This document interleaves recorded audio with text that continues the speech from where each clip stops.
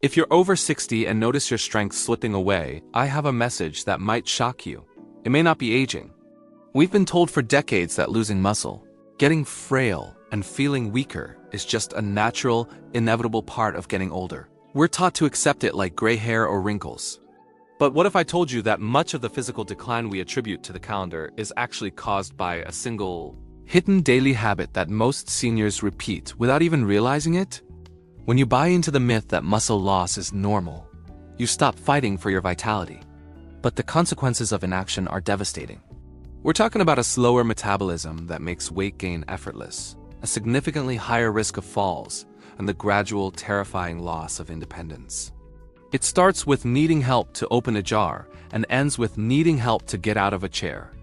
But here's the truth: your birth certificate isn't stealing your strength, your habits are. By the end of this, you'll know exactly which common daily ritual is destroying your muscle fibers and, more importantly, the simple, science-backed way to reverse it. You aren't past your prime. Your body is just waiting for the right signal to rebuild. Let's look at what is actually happening under the surface. What actually happens to muscles after 60? To fix the problem, we have to understand the mechanics. Medical professionals call age-related muscle loss sarcopenia. While it sounds like a scary diagnosis, it's actually a process that begins slowly in our 30s and accelerates after 60. However, here's the nuance. While a natural decline exists, it is incredibly slow. The rapid muscle loss most people experience is lifestyle-accelerated decline, not biological destiny. Your muscles are dynamic tissues. They respond to three primary inputs: amino acids, protein, mechanical load, resistance, hormonal signals. Even at 70, 80, or 90, your body still possesses the cellular machinery to repair and build muscle. The anabolic window, your body's ability to grow muscle, never slams shut. It just requires a louder knock to open. After 60, your muscles become slightly less sensitive to the signals they used to ignore. The real issue isn't that you're too old to have muscle.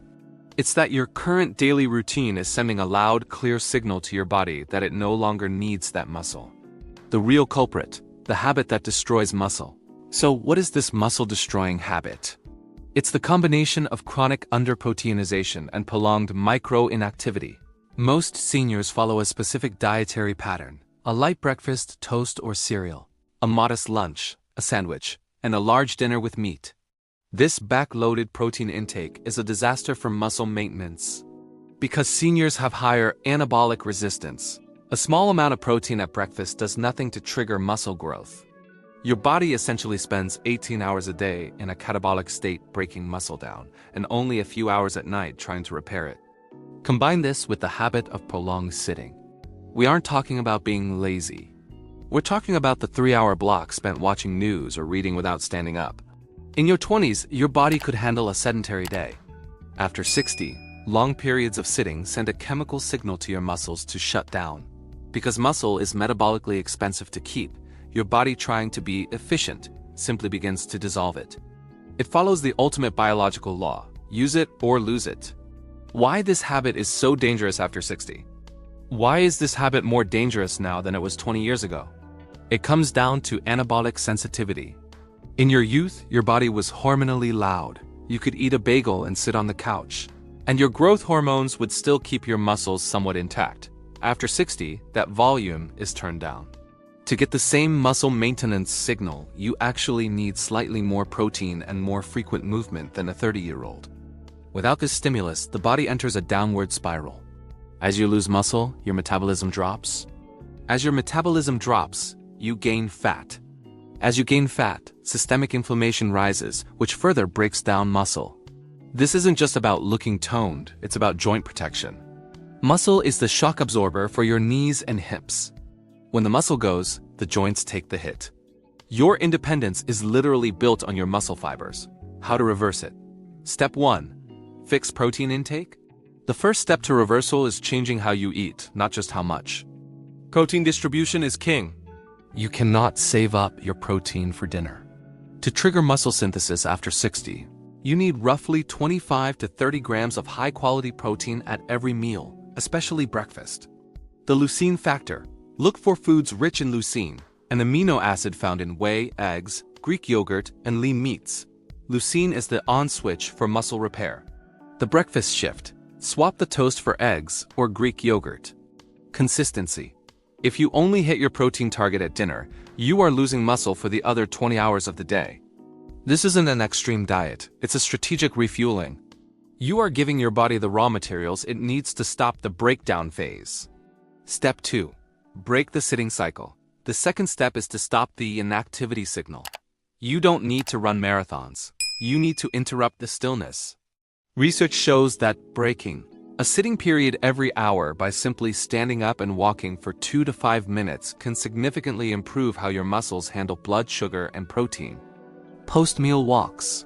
A 10-minute walk after lunch tells your body to send those nutrients to the muscle rather than storing them as fat. Micro habits. Use commercial breaks or the end of a chapter in a book as a cue to do 5 sit-to-stands from your chair. These small, consistent signals tell your nervous system that these muscles are still in use, which prevents the body from decommissioning them. Step 3. Add light resistance training. If protein is the brick and movement is the signal, resistance training is the architect. You do not need to be a bodybuilder to benefit from resistance training. Lifting a light weight, using a resistance band, or even using your own body weight creates micro tears that force the body to grow back stronger. Safety first. It is perfectly safe to start at 60, 70, or 80. Start with movements like wall push-ups, chair squats, or bicep curls with a water bottle. The payoff: resistance training doesn't just build muscle. It increases bone density and insulin sensitivity. Reframe exercise. You aren't working out to lose weight. You are protecting your armor. Stronger legs mean better balance. Better balance means fewer falls. Fewer falls means a longer, more independent life. Important nuances most people miss. While protein and movement are the pillars, a few hidden factors can sabotage your progress. Sleep. Muscle isn't built in the gym. It's built while you sleep. If you aren't getting 7 hours, your cortisol, stress hormone, levels rise, which actively eats away at muscle. Hydration. Muscles are mostly water. Dehydrated muscles are weaker and more prone to injury.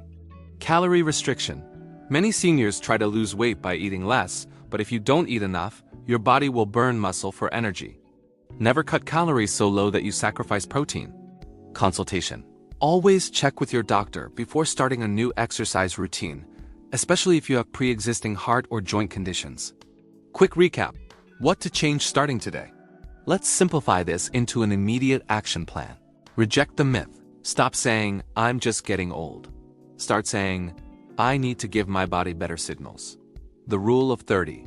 Aim for 30 grams of protein at breakfast. The hourly reset. Never sit for more than 60 minutes without standing for 2 minutes. Load the muscle. Commit to 15 minutes of light resistance, bands or weights, twice a week. Small habits don't feel like much today, but over 3 to 6 months, they compound into a completely different physical reality. Muscle loss after 60 is a choice, not a life sentence. Your body is incredibly resilient and remarkably stubborn. It wants to be strong, it just needs you to provide the tools. You have the power to reclaim your strength, your balance, and your future. I want to hear from you. How much protein are you currently getting at breakfast? Is it a piece of toast, or are you hitting that 30-gram goal? Let's talk about it in the comments. If you found this helpful, share it with a friend or a loved one over 60. Let's stop the frailty myth together.